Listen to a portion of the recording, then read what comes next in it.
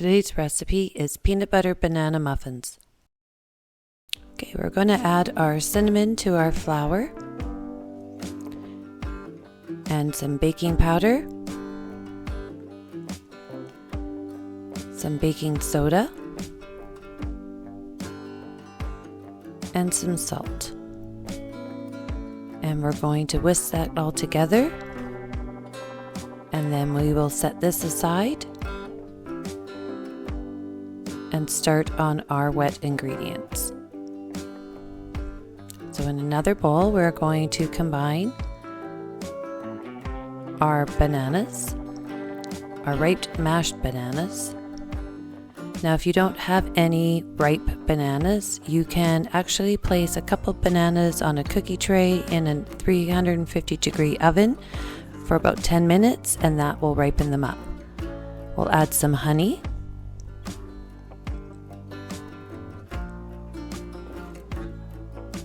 We'll add some plain Greek yogurt.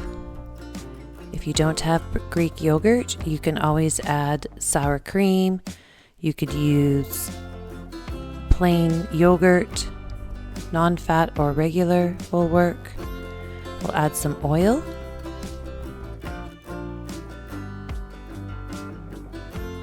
We'll add an egg and some milk. You could use any dairy product as well for that. And we will mix this all together.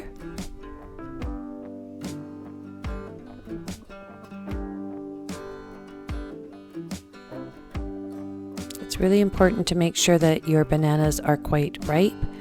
This will sweeten the muffins, which will make them even more moist. Then we're going to add some vanilla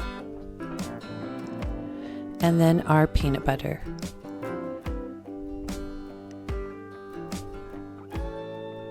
And then we'll stir that all together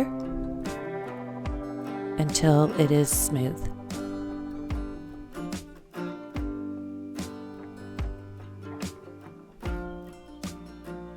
You could use almond butter too if you like. That will work. Now once this is all mixed together, we're going to add it to our dry ingredients.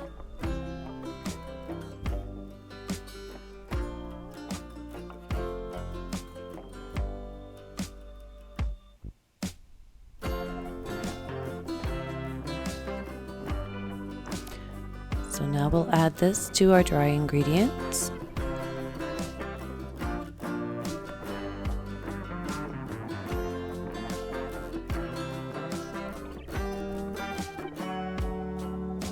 And we will whisk that all together. It's going to become quite thick, and then you can just switch to a spoon or a spatula to mix it all together. Try not to overmix it, because then your muffins will get more dense that way. And then we're going to add some chocolate chips, because chocolate goes well with peanut butter. We'll fold that in, and again, just a few folds will do, because we don't want to overmix our batter. We'll get our greased muffin tin, and we are going to fill them up. Now we're going to use two different temperatures when we are going to bake our muffins. We're going to start 5 minutes at a higher degree, and that will make the tops rise better. And then we will turn the heat down.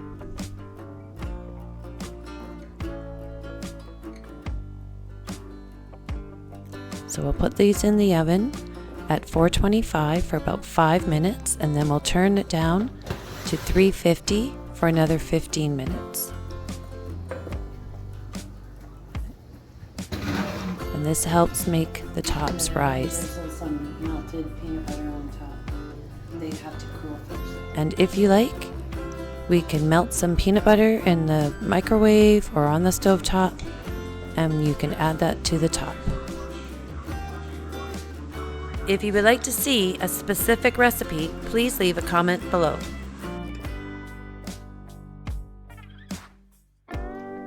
Please comment below and I'll respond to all your comments.